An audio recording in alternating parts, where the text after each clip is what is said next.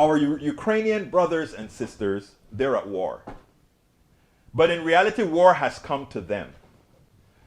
We have Russia that's blowing the holy crap out of apartment buildings, blowing things up, killing innocent civilians, right? That's a fact. But in the process, because of the sanctions on Russia, because of the volatility, quote unquote, in the markets, the price of oil is going through the roof. That is our economic system at work.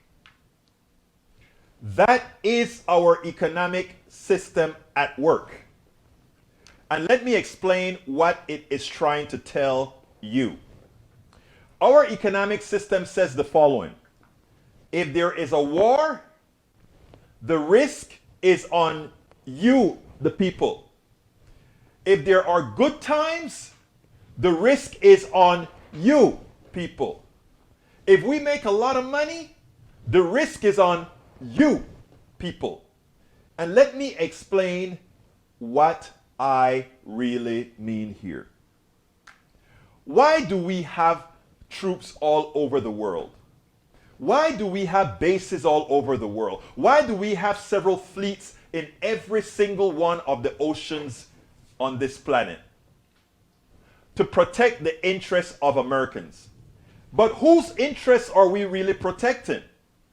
You know, the average American citizen, if we were an insular community, we would be farming, we would be doing all the things within America like the natives did to have all production local. We could do everything locally. But there were different, with economic systems, we were able to abstract things. We were able to go ahead and manufacture things here and there and elsewhere. But the spoils from that efficiency, it is true, the spoils from that efficiency never was spread to all of those who created it. In other words, it's efficient to build certain things overseas, but the change in price of those things built overseas, we got to pay a smaller price, but we never partook of the profits from that. It went just to the top.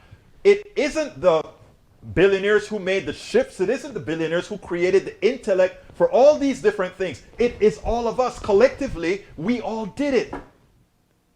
But in as much as we need a strong military to make sure commerce continues around this globe, the only ones who pay the price when there is a disruption, the only ones who pay the price when there is a problem are we the people.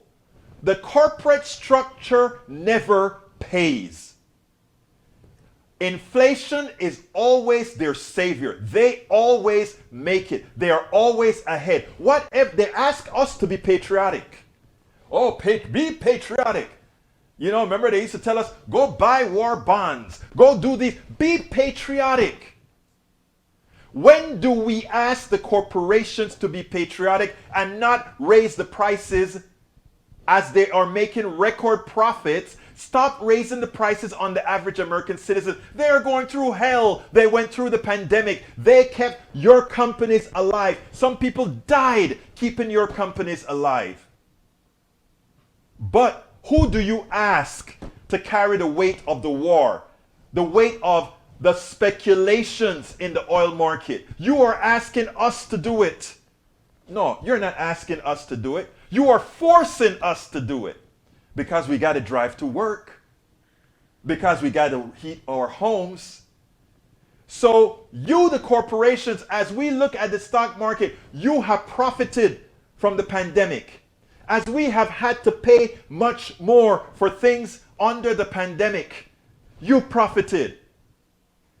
You profited from the technology that created the cures for the pandemic that we all paid for and then paid again as you give it to us through taxes. 2 different times. Corporations, when are you going to make the sacrifice for America, for the blood of the people, for the blood of the kids who went to Iraq on false pretenses, for the blood of the kids who went to Afghanistan on false premises, for the blood of the kids who went to Grenada, Panama, Haiti, and all these places on your behalf to make sure you could get cheap bananas? And I mean that, to get cheap bananas. We have always, the average American citizens have always paid the price for your profits, for your success.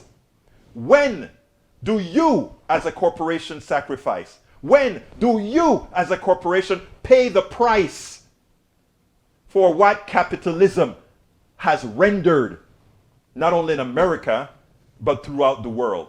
You beg and you ask, you beg and you ask, you beg. No, you don't ask. What am I saying? What am I saying?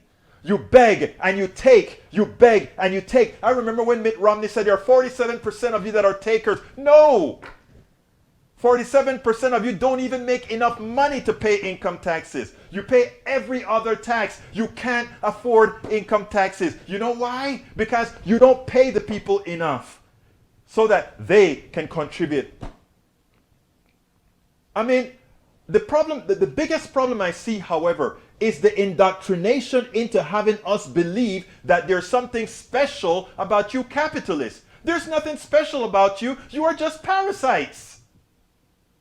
There is absolutely nothing special about a capitalist other than they are the biggest parasites on the planet. You suck the blood out of everybody else. We bleed for you. When the prices go up, we pay the prices. As we watch you dally around the stock market saying record profits for corporations. Why? Because we raised our prices. Did we really have to? Well, we're raising our prices because of a supply chain problem. How the hell is there a supply chain problem when your prices before the price hike was record profits? People, we have to start learning these things on our own. And we have to stop having these people lie to us, pull our legs, or just look at us and say, those stupid people will do whatever we ask.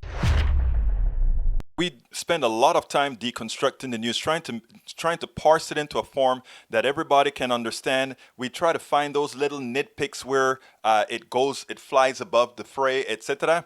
If you really like these videos that we do, I want to ask a big favor. Please go ahead, number one, subscribe to our channel, and number two, please join if you can. Thank you so kindly for watching. Keep watching. Please remember to share. We must populate the entire internet with our progressive message, a message that we know is what most Americans say that they want. So help us, please join.